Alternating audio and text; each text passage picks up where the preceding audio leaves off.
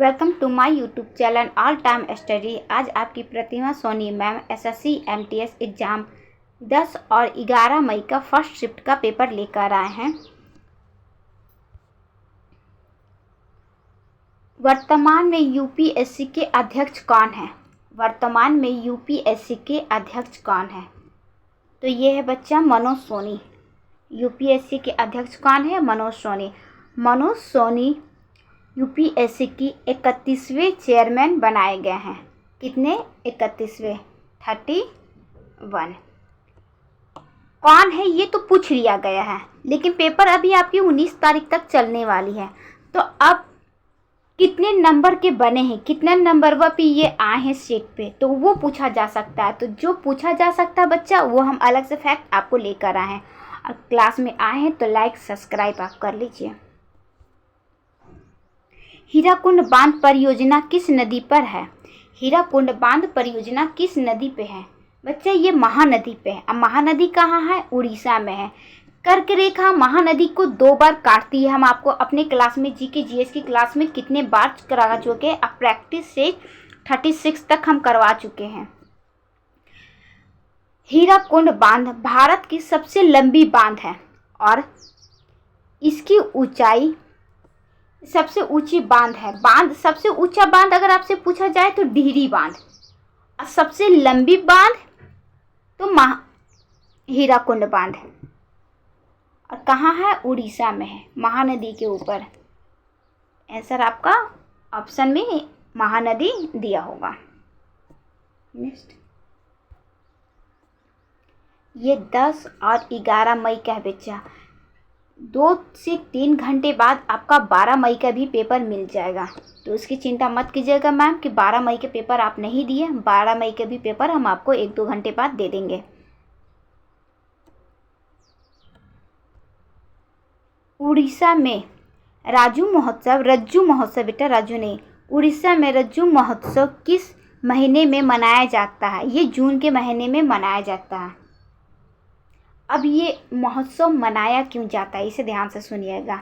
यह महोत्सव लड़कियों के प्रथम मासिक धर्म यानी कि पीरियड प्रथम मासिक धर्म आने पर मनाया जाता है। 2 से 3 दिन तक यह महोत्सव मनाया जाता है। असम में इस पर्व को तिलोलोनिया बीजा कहा जाता है। क्या कहा जाता है? तिलोलोनिया बीजा कहा जाता है। इसी महोत्सव को रिज्जू महोत्सव को ही कहा जाता है। कब मनाया जाता है? जून में। कितने दिन तक चलता है? 3 दिन तक। असम में इसको 7 दिन तक मनाया जाता है। असम में कितने दिन? 7 दिन तक। क्यों मनाया जाता है? या लड़कियों की प्रथम, जब फर्स्ट बार लड़की पीरियड होती है यानी कि मासिक धर्म आता है, तभी ये महोत्सव मनाया जाता है। नेक्स्ट, बंगाल विभाजन कब रद्द किया गया था? बंगाल विभाजन कब रद्द किया गया था? तो कब हुआ था पहले तो हमें ये भी जानना चाहिए कि बंगाल विभाजन हुआ कब था। उस समय गवर्नर जनरल कौन थे? किसके कार्यकाल में हुआ था? तो बंगाल विभाजन बच्चा 1911 में हुआ है। लेकिन 1911 पूछ लिया गया है, तो अब पूछे क्योंकि रद्द पूछा है, तो अब क्या पूछेगा कि हुआ कब था, बंगाल विभाजन किस सन में हुआ था, उस समय गवर्नर जनरल कौन थे? तो बंगाल विभाजन 1905 में लॉर्ड कर्जन के कार्यकाल में हुआ था। किसके कार्यकाल में? लॉर्ड कर्जन के कार्यकाल में हुआ था। लॉर्ड हेलिंग द्वितीय ने रद्द करवाया था। 1911 में कार्यकाल किसका था? लॉर्ड हेलिंग का था। हेडिंग नाम भी बहुत अजीब अजीब है। बच्चा क्लास में अगर कोई नए बच्चे जुटे तो प्लीज़ बच्चा सब्सक्राइब कर लीजिए क्लास को, और लाइक तो आप आते मन कीजिए या पूरी क्लास देखने के बाद लाइक कीजिए, लेकिन लाइक कर दिया कीजिए। पंडित रविशंकर का संबंध किससे है? पंडित रविशंकर का संबंध किससे है? ये सितार से है। किससे है बच्चा? सितार से। पंडित रविशंकर एक भारतीय सितार वादक और संगीतकार थे। ये सितार के साथ साथ संगीतकार भी थे। अब 2 दिन का पेपर है तो थोड़ा आप टाइम दीजिए, क्योंकि 10 और 11 पेपर बच्चे जो पेपर दे कर आए हैं वो अपना पेपर मिला लें कि आप क्या राइट करके आए हैं। स्वराज हमारा जन्मसिद्ध अधिकार है। स्वराज हमारा जन्मसिद्ध अधिकार है, मैं इसे लेकर रहूंगा, यह नारा किसका था? हम अपने प्रैक्टिस सेट में पूरे नारे के बारे में बताएं कि कौन नारा किसका था। अभी भी जिस बच्चे के 19 तारीख तक पेपर है वो प्रैक्टिस सेट पूरा हमारे देख लें, 1 से लेके 1 से 36 तक। यह नारा बाल गंगाधर तिलक का था बच्चा। किसका था? बाल गंगाधर तिलक का। स्वराज हमारा जन्मसिद्ध अधिकार है, हम इसे लेकर रहेंगे, बाल गंगाधर तिलक ने ये नारा दिए थे। और एनी बेसेंट बाल गंगाधर तिलक मिल के होम रूल लीग का स्थापना किए थे। मारो फिरंगी को, यह नारा मारो फिरंगी का यह नारा मंगल पांडे दिए थे। 1857 की क्रांति में मारे गए थे ये। इंकलाब जिंदाबाद का नारा कौन दिया था? भगत सिंह दिए थे। कौन दिए थे? भगत सिंह दिए थे। इंकलाब जिंदाबाद भगत सिंह जी कहा कीजिए, भगत सिंह जी कहते इंकलाब जिंदाबाद। मारो फिरंगी का मंगल पांडे। स्वराज हमारा जन्मसिद्ध अधिकार है, हम इसे लेकर रहेंगे, बाल गंगाधर तिलक। राष्ट्रपति द्रौपदी मुर्मू ने भारत को टीबी मुक्त घोषित करने का लक्ष्य कब तक रखा है? राष्ट्रपति द्रौपदी मुर्मू ने भारत को टीबी मुक्त घोषित करने का लक्ष्य कब तक रखा है? ये रखा है बच्चा 2025। कब तक रखा है? 2025। हर घर जल पहुंचाने का लक्ष्य 2024 तक रखा गया, यानी कि जब इनकी चुनाव आने वाली है तब। हर घर जल पहुंचाने का लक्ष्य 2024 और टीबी मुक्त करने का ये रखे हैं राष्ट्रपति 25 तक। नेक्स्ट, तराइन का प्रथम युद्ध कब हुआ था? तराइन का प्रथम युद्ध कब हुआ था बच्चा? तराइन का युद्ध की कहानी हम आपको बहुत अच्छे से अपनी क्लास में हम बताएं कि एकदम कहानी के जैसा उस युद्ध को लेकर आए। उसमें तराइन का फर्स्ट और सेकेंड दोनों युद्धों के बारे में हम बहुत अच्छे से बताएं। उसमें राजा जयचंद्र, पृथ्वीराज चौहान और मोहम्मद गौरी के बारे में अच्छे से बताया गया है। आप क्लास देख लीजिए, उसमें कहानी का करके बता है, उसको देख लीजिए। तो तराइन के युद्ध से कोई भी क्वेश्चन आपके नहीं, जो चाहे वो फर्स्ट से पूछ ले, सेकंड से पूछ ले या चंदावर का युद्ध पूछ ले, कोई ये चंदावर का युद्ध भी उसमें हम ऐड किए हैं, तो उसमें से कोई भी क्वेश्चन आपका जैसे भी बैचलर घुमा के पूछ ले, नहीं छूटने वाला है। तराइन का प्रथम युद्ध कब हुआ था? प्रथम युद्ध हुआ था 1191 में। तराइन का प्रथम युद्ध मोहम्मद गौरी और पृथ्वीराज चौहान के साथ हुआ था। तराइन का द्वितीय युद्ध भी इसी के साथ हुआ था, मोहम्मद गौरी और पृथ्वीराज चौहान के साथ। ये हुआ था 1192 में। कब हुआ था? 1192 में। अब इसके बारे में थोड़ा सा हम आपको बता देते हैं, क्योंकि इधर भी तराइन के युद्ध से ज़्यादा पेपर आ रहा है। किसके मध्य में हुआ था, किसके किसके बीच हुआ था, कब हुआ था? देखिए बच्चा, फर्स्ट युद्ध जो हुआ था तराइन का 1191 में, इसमें मोहम्मद गौरी और पृथ्वीराज चौहान के साथ हुआ था, जिसमें पृथ्वीराज चौहान जीत गए थे और मोहम्मद गौरी पराजित हो गए थे। पृथ्वीराज चौहान के साथ डबल सेना थी। जयचंद्र इसका दोस्त था, जयचंद्र का भी सेना पृथ्वीराज चौहान के साथ था। जब तराइन का दूसरा युद्ध हुआ, मतलब सेकेंड युद्ध हुआ 1192 में, तब जयचंद्र गद्दारी कर दिया गया था। किससे? पृथ्वीराज चौहान से गद्दारी कर दिया था और इसकी सारी भेद जाके मोहम्मद गौरी से बता दिया था। तो सेकेंड युद्ध पृथ्वीराज चौहान हार गए थे और फिर विजय कौन हुआ था? तो मोहम्मद गौरी उसमें विजय हो गए थे। उसके बाद चंदावर का युद्ध हुआ था 1194 में। किसके मध्य में?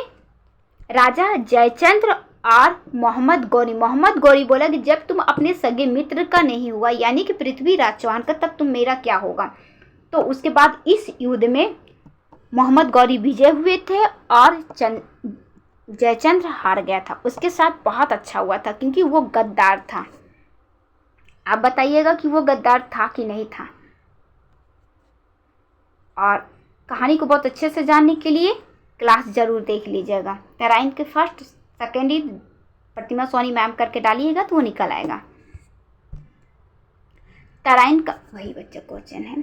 हाई कोर्ट तथा सुप्रीम कोर्ट किस अनुच्छेद के अंतर्गत रिट जारी करता है? बच्चा कितने बार हम अपनी क्लास में बताएं, जीके जीएस की क्लास में। हाई कोर्ट सुप्रीम कोर्ट किस अनुच्छेद के अंतर रिट जारी करता है? अब देखिए, हाई कोर्ट पहले क्या पूछा गया? हाई कोर्ट 226 आर्टिकल 226 के अंतर्गत रिट जारी कर सकता है। हम हाई कोर्ट में अगर हम रिट जारी कर जाते हैं रिट डालने के लिए, तो आर्टिकल 226 के अंतर्गत। अगर हम सुप्रीम कोर्ट गए तो आर्टिकल 32 के द्वारा हम सुप्रीम कोर्ट में रिट जारी कर सकते हैं। अब कितना कितना रिट जारी कर सकते हैं? हाई कोर्ट सुप्रीम कोर्ट से ऊंचा माना जाता है सिर्फ रिट के मामले में, क्योंकि हाई कोर्ट 5 प्रकार, हाई कोर्ट में हम 5 प्रकार के रिट डाल सकते हैं और सुप्रीम कोर्ट में 6 प्रकार के। ऐसे सुप्रीम कोर्ट ऊंचा है, सबसे ऊंचा सुप्रीम कोर्ट। देखिए यहाँ पे हम लिख दिए, इसकी स्क्रीनशॉट लीजिएगा। हाई कोर्ट 6 प्रकार का रिट जारी कर सकता है और सुप्रीम कोर्ट में 5। आर्टिकल 32 को ही भीमराव अंबेडकर ने आत्मा कहा था, संविधान का आत्मा। उज्ज्वला योजना कब लॉन्च किया गया? उज्ज्वला योजना कब लॉन्च किया गया? ये किया गया था 1 मई 2016 को। कब किया गया था बच्चा? 1 मई 2016 को प्रधानमंत्री नरेंद्र मोदी जी के द्वारा की गई थी। किसके द्वारा? प्रधानमंत्री नरेंद्र मोदी जी के द्वारा यह किया गया था। यह योजना के माध्यम से देश के सभी APL एवं BPL कार्ड धारकों को गरीबी परिवार गैस कनेक्शन उपलब्ध कराया जाएगा। जैसे गांव में लोग चूल्हे में खाना वाना बनाते हैं, तो उसके लिए जो जिसके पास APL और BPL कार्ड है, तो उसके लिए गैस सिलेंडर था।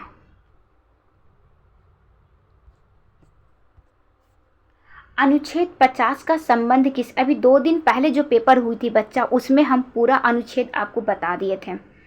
40 क्या है ग्राम पंचायत से, 48 क्या है, 48 के एक किससे है, 50 किससे है, 51 किससे, सब हम उस क्लास में बता चुके थे। इसलिए जो हम एक्स्ट्रा बताते हैं कि आगे आपसे पूछेगा। देखिए आगे आपसे 50 उसमें बताए थे, 50 इसमें पूछ लिया। अनुच्छेद 50 का संबंध किससे है? तो कार्यपालिका और न्यायपालिका से संबंधित है। अनुच्छेद 50 कार्यपालिका और न्यायपालिका से संबंधित है। आर्टिकल 51 किससे संबंधित है? आर्टिकल 51 अंतर्राष्ट्रीय शांति से संबंधित है। किससे बच्चा? अंतर्राष्ट्रीय शांति से।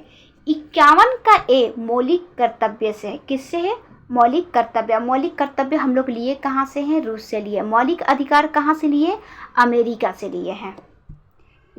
DPHP कहाँ से लिए हैं? आयरलैंड से लिए हैं। ये सब हम आपको अपनी क्लास में करवा चुके हैं, जीके जीएस की क्लास में। मुगल किसके वंशज थे? मुगल किसके वंशज थे? ये तैमूर के वंशज थे। मुगल किसके वंशज थे? तैमूर के। बाबर मुगल वंश के संस्थापक भारत में माने जाते हैं। 1526 में पानीपत का युद्ध जीतकर इब्राहिम लोदी को हरा कर मुगल वंश के नींव रखे थे। कौन रखे थे? मुगल वंश के नींव बाबर रखे थे, क्योंकि इब्राहिम लोदी से लड़ाई करके पानीपत का फर्स्ट युद्ध इब्राहिम लोदी से बाबर लड़ाई किए थे और उसमें इब्राहिम लोदी वंश का अंत हुआ था। बाबर का नींव रखे थे। कौन? बाबर, मुगल वंश का। आज हम बहुत फास्ट करवा रहे बेटा, मेरी जवान भी लड़खड़ा रही है, आप समझ सक रहे हैं, क्योंकि आपको 2 दिन से क्लास नहीं मिला। कल भी हम आपको क्लास नहीं दिए थे। अभी 2 घंटे बाद फिर से एक क्लास देंगे बच्चा, जो 12 तारीख के पेपर हुआ है उसकी एनालिसिस हम करवा देंगे। ये 10 और 11 का है। दिल्ली सल्तनत पर प्रथम महिला शासिका कौन थी? दिल्ली सल्तनत के प्रथम महिला शासिका कौन थी? बच्चा कितने बार अपनी क्लास में बताएं? रजिया सुल्तान थी। कौन थी? रजिया सुल्तान थी। शासिका रजिया सुल्तान गुलाम वंश की इल्तुतमिश की पुत्री थी। किसकी पुत्री थी? इल्तुतमिश के। गुलाम वंश के संस्थापक कौन थे? इल्तुतमिश थे।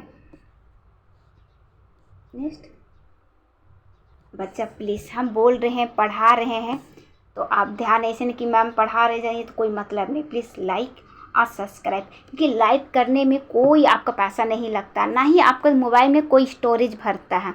तो लाइक का बटन जरूर, उससे हमें तसल्ली मिलती है कि हाँ हमारे बच्चे देख रहे हैं और हमें बहुत अच्छा लगता है। ये प्रश्न नहीं करवाए ना। भारत का पहला उद्यान मकबरा कहाँ स्थित है? भारत का पहला उद्यान मकबरा कहाँ स्थित है? ये बच्चा है नई दिल्ली में। कहाँ है? नई दिल्ली में। यह मकबरा हुमायूं का है। किसका है? हुमायूं का है। यह मकबरा हुमायूं का बेगम हमीदा बानो ने बनवाया था। जब हुमायूं का मृत्यु हो गया था उसके बाद ये मकबरा, क्योंकि मकबरा तो आप जान ही रहे मृत्यु के बाद ही बनता है, तो हमीदा बानो ने बनवाया था। तो बच्चा ये लास्ट क्वेश्चन था। जो जो आप लोग से हमें उपलब्ध हो पाया उसकी राइट आंसर बताने के हम पूरी से पूरी कोशिश किए हैं। आप अपना मिला लीजिएगा कि कौन सा आपका राइट था, आप कितना राइट करके आए हैं, कितना राइट नहीं करके आए हैं। जितना उपलब्ध हो पाया बच्चा उसे करवा, उसका हम बता दिए हैं। जो उपलब्ध नहीं हो पाया है उसको हम नहीं बताएं। हम ये नहीं करेंगे हम पूरा का पूरा बता दिए। जो उपलब्ध हो पाया बच्चे के द्वारा, जो बच्चे हमें व्हाट्सएप पर भेजे हैं उसको हम आपको बता दिए। जो नहीं आ पाया उसको नहीं बता, ताकि वो भी बच्चे मिला लें कि वो सही कर आए हैं कि नहीं। हम चारों ऑप्शन आपको नहीं दिए, हम राइट बता दिए। आप खुद देख लीजिए कि आप राइट करके आए हैं या नहीं करके आए। अब बच्चा बहुत मेहनत लगता है, तो प्लीज़ लाइक सब्सक्राइब कर लिया कीजिए। मैम के वीडियो अपने स्टेटस पे लगा लिया कीजिए। आप एक लोग 5-5 10-10 लोग को शेयर कीजिएगा तो अपना परिवार ऐसे ही बढ़ जाएगा। तो क्यों मैम को परेशान कर रहे हैं। तो फिर मिलते हैं जीके जीएस की क्लास में। आपकी प्रतिमा सोनी मैम मिलती है। अभी 2 घंटे बाद फिर मिलने वाले हैं। 2 घंटे बाद फिर हम 12 तारीख का पेपर हम लेकर आते हैं। जो अभी बच्चे भेजे हैं मुझे अभी ढंग से देखे नहीं है, देख के उसको पेपर बना के हम 12 तारीख का पेपर हम आपके सामने लेकर आते हैं। जो बच्चे 12 तारीख को पेपर दे कर आए हैं वो बच्चे भेज दें हमारे पास, या इसी में डाल दे, कमेंट कर दे, तो हम देख के हम आपको बता देंगे। कुछ प्रश्न आ चुका है, कुछ नहीं आया है। तो अब आपकी प्रतिमा सोनी मैम विदा लेती है। आप लाइक सब्सक्राइब करना मत भूलिए।